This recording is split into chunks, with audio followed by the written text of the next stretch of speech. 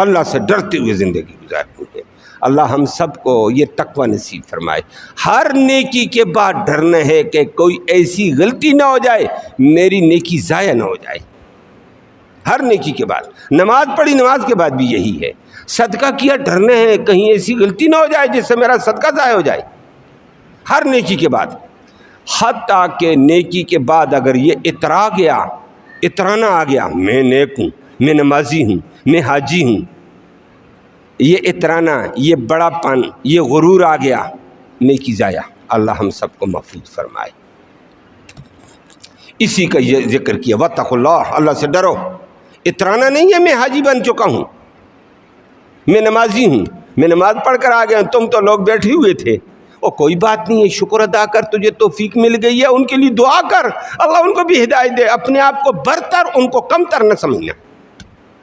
جس طرح ہوتا رہتا ہے، نمازی صاحب آ گیا، کسی نے نماز نہیں پڑھی، غلطی کی ہے، لیکن اپنے آپ کو برتر، ان کو کم تر نہ سمجھنا۔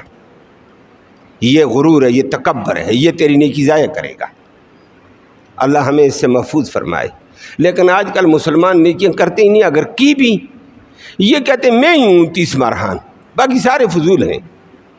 نہ ہو خدا کا بندہ، شکر ادا کر، اللہ قبول کرنا، کسی کو حقیر نہ سمجھنا، اپنے آپ کو بڑا نہ سمجھنا، غرور نہ کرنا۔ مولانا مفتی شفیع صاحب نے اس کے اوپر بڑی عجیب بات لکھ دی ہے۔ وہ کہتے ہیں، انہوں نے لکھا ہے، دیگر کتب میں بھی موجود ہے، مولانا جامی صاحب ایک بہت بڑے عالم بزرگ صوفی گزرے تھے، ان کا ایک مرید تھا، ترک کا آدمی تھا۔ انہوں نے حج کیا، حج کے بعد اپنے شیخ کے پاس آئے، کہنے لگے شیخ آپ میرے مربی ہیں، میرے استاد ہیں، مجھے ایک پریشانی لگ گئی ہے کہ حج سے پہلے میں نمازیں پڑھتا، روزے رکھتا، ذکر اذکار کرتا تھا، میری کیفیت یہ تھی کہ میں اپنے سر کے اوپر نور دیکھا کرتا، محسوس کرتا تھا کہ ذکر اذکار کی وجہ سے ایک نور ہے، ایک بصیرت ہے، ایک رحمت کا سایہ ہوتا تھا، یہ کیفیت مجھے لاحق تھی۔ میں حج کے لیے گیا، آپ کو بھی پتہ، حج کر کے آیا ہوں تو وہ کیفیت ختم ہو گئی ہے۔ یہ کیا، حج کے بعد بڑھنی چاہیے تھی۔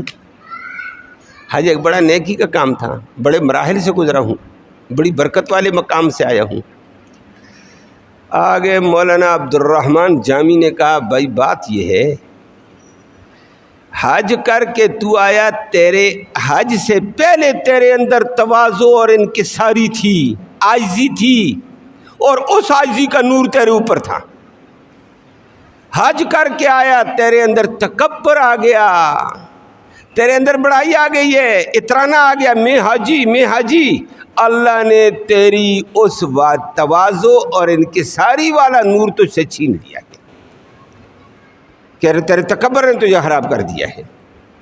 یہ بڑائی کیوں آئی ہے تیرے اندر؟ یہ بڑائی نے تیرے اس نور کو، تیرے اثر کو زائل کر دیا۔ اللہ ہم سب کو محفوظ فرمائے۔ اللہ نے اسی بات کو ذکر کیا، واتقوا اللہ، اللہ سے ڈرتے رہو، کہیں کوئی غرور اور تکبر تمہیں تباہ نہ کر دے۔ انہوں نے یہ آیت پڑھی، اس نے کہا اچھا جی، پھر کہا اس کا کہا استغفار کر، توبہ کر، اللہ معاف فرما، اور عاجز بن، اللہ میری نیکی کو ضائع نہ کرنا، مجھے جو نیکی کی توفیق دی تو نے دی، میرا کوئی کمال نہیں ہے۔ یہ ہم بیٹھے ہیں تو یہ اللہ کی طرف سے دین ہے، اللہ نے بٹھایا تو بیٹھے ہیں۔ اللہ پریشان کر دیتا ہے تو پھر کیا ہم کرتے ہیں؟ اللہ کسی مصیبت میں ڈال دیتا ہم کیا کرتے ہیں؟ اللہ بیمار کر کے چرپائی پہ ڈال دیتا ہم کیا کرتے ہیں؟ اللہ یہ سب کچھ اس کی دین ہے، اس پہ شکر ہے، یہ وہی توفیق دیتا ہے۔ تو اس کے بعد انہوں نے استغفار شروع کی ہے۔ مولانا نے حقیقت بتا دی ہے کہ بھائی حج کے بعد بھی غرور اور تکبر نہ ہو، اترانا نہیں، کسی نیکی پر بھی اترانا جائز نہیں۔ اللہ ہم سب کو ہر عمل پہ تواضع، انکساری، عاجزی کے ساتھ ان اعمال کو پورا کرنے کی توفیق نصیب فرمائے۔